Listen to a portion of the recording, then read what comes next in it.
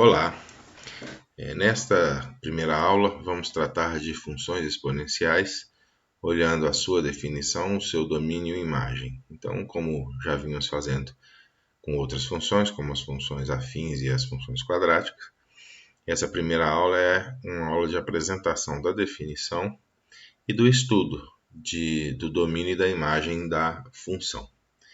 Então, vamos lá. A definição. Nós vamos então dizer que uma função é dita exponencial se ela puder ser escrita como uma função de R em R, tal que a sua expressão funcional é dada da seguinte maneira. Ela pode ainda ser generalizada, como nós veremos na próxima aula, colocando aqui uma constante que multiplica a função vezes a base, com uma constante que multiplica o expoente, né? Então aqui fica um k vezes um x, e ainda evidentemente somando-se a essa função uma constante, uma outra constante aqui. Evidentemente que essa forma aqui mais geral, ela é nada mais nada menos que aquelas transformações que nós vimos quando tratamos da teoria geral das funções, né, em aulas passadas. O que é importante dizer aqui, que a constante a, que é chamada base da função, ela aqui é do expoente, né, ela é necessariamente maior que zero e diferente de 1. Por que isso tem que ser assim? Se a fosse menor que zero, a função a elevado a x seria mal definida. Mas por que seria mal definida? Seria mal definida pelo seguinte: considera um exemplo em que o a negativo, então a igual aqui menos 3 elevado a x. Quando x fosse igual a meio, esse valor seria, esse a elevado a x seria nada mais nada menos que a raiz quadrada de menos 3. Mas a raiz quadrada de menos 3 não pertence aos reais. Então, nesse ponto aqui, para a função ser de R em R, ela estaria mal definida.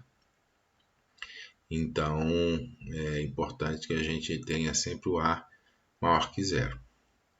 Ele tem que ser também diferente de 1. Se ele for igual a 1, a função elevada a x seria constante, né? Porque qualquer expoente de 1 vai ser igual ao próprio 1. Então, seria irrelevante tratá-la como uma função exponencial, e sim deveria ser tratada como uma função constante qualquer. Ok? Então, tá bom. Dada essa definição, nós podemos aqui expressar o gráfico da função exponencial. E o gráfico da função exponencial pode ter, pelo menos nessa que nós estamos tratando, né, que é o a elevado a x, pode ter uma dessas quatro formações aqui, em que a inclinação do gráfico, evidentemente, vai depender do valor que está aqui dentro, né, o meio do x. Então, vejam só, quando a é maior que 1, então nós estamos nesse caso aqui, o a é maior que 1, tanto nesse aqui de cima, quanto nesse aqui de baixo, o a é maior que 1, em princípio, a função ela é crescente, ou seja, à medida em que o x cresce, o f de x cresce. Então, a função é crescente. Vamos colocar um c aqui. Só que, se eu tiver com uma função, que agora eu vou incluir este parâmetro aqui, que é um k multiplicado por x. Se o k for negativo, na verdade, esse a maior que 1, ele pode ser considerado um a menor que 1, que seria aqui no nosso caso 1 meio, né? 1 meio elevado a 3x sobre 2. Então, na verdade, esse caso aqui, ele representaria um a de fato menor do que 1 para um expoente positivo. Tá? Então, o a menor do que 1 para um expoente positivo. Então, é importante sempre analisar essas duas questões conjuntas, o tamanho do a e o sinal, se tem uma constante multiplicando x, o sinal dessa constante. Porque nesse caso, a função não é crescente, evidentemente. O a poderia ter sido considerado como menor que 1. E a função, então, à medida que o x cresce, a função decresce e, portanto, ela é decrescente. Considerações análogas podem ser feitas desse lado. Então, em princípio, esse a aqui seria um a menor que 1, mas vejam que o expoente está negativo. Então, essa função aqui, na verdade, ela é igual a uma função que tem um a maior do que 1, um expoente positivo. Então, como o a é maior que 1 e o expoente é positivo, ela, à medida que o x cresce, ela cresce. Então, ela é uma função crescente. Essa daqui é um caso em que o a é menor que 1, claramente, né? O a é menor que 1, e o expoente é positivo. Então, o a estando entre 0 e 1, maior que 0 ele é sempre. Então, ele estando menor que 1, com o expoente positivo sempre, ela é uma função que, quando o x cresce, o y decresce. Então, ela é uma função decrescente. Então, na verdade, esses dois casos são semelhantes e esses dois casos são semelhantes. Então, a função aqui é crescente, a função aqui é decrescente. Lembrando que esses casos aqui nós vamos considerar como sendo os casos básicos, porque esse daqui pode ser levado neste e este daqui pode ser levado neste, ok? Ok, então agora nós podemos analisar o caráter de sobrejetividade ou não da função exponencial. Olhando o gráfico, já fica claro que ela não é, dado que ela é definida de R em R, ela não é sobrejetiva. Olha só, aqui valores negativos não vão estar sendo contemplados. Não haverá nenhum x que estará conectado com um valor negativo de y. Mas vamos olhar isso do ponto de vista algébrico, não simplesmente geométrico. Então, nós nos perguntamos se a função quadrática é sobrejetora. Isso significa, então, melhorando a pergunta, que se quando nós damos um y, existe um x que corresponde a esse y.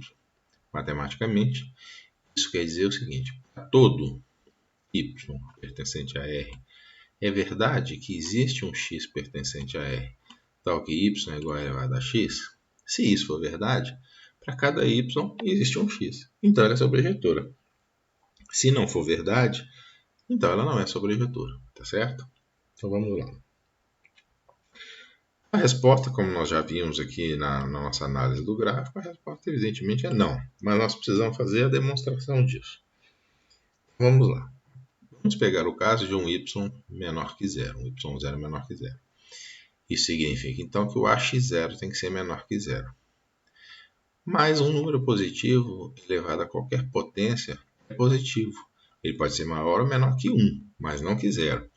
Então não é possível encontrar o x0. Então a verdade é que não vai haver, para alguns y, não vai haver a correspondência. Não havendo a correspondência, a função não pode ser sobrejetora. Ok?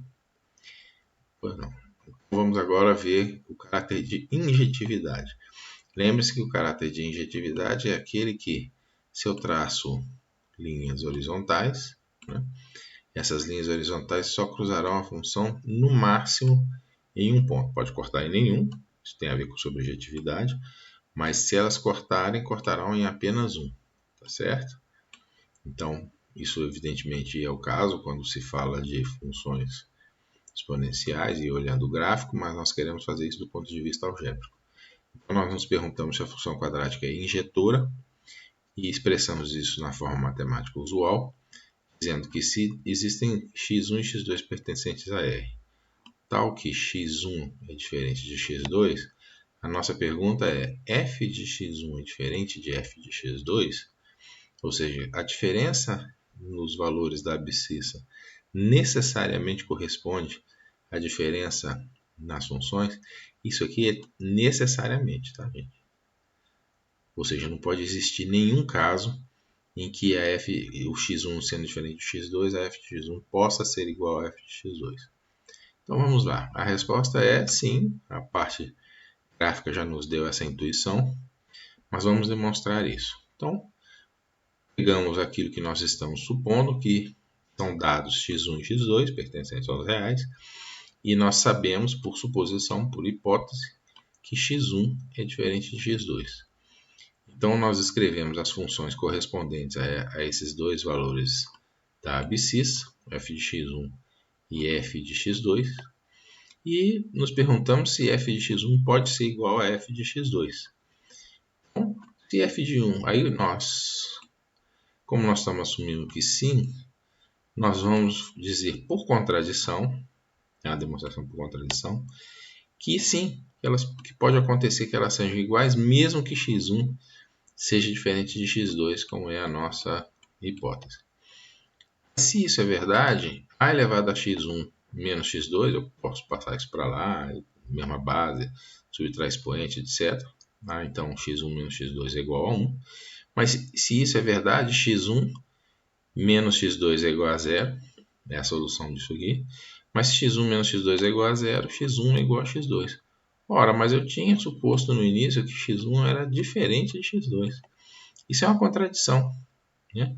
Então, por contradição, não é verdade que eu possa assumir que f de x1 é igual a f de x2. Então, o que eu estou provando aqui? Que dados dois números diferentes da abscissa, então se eles são diferentes, as suas correspondentes imagens serão diferentes também. Mas então isso implica dizer justamente que a função é injetora. Então a função que não é quadrática, né? Perdão, aqui, a função exponencial.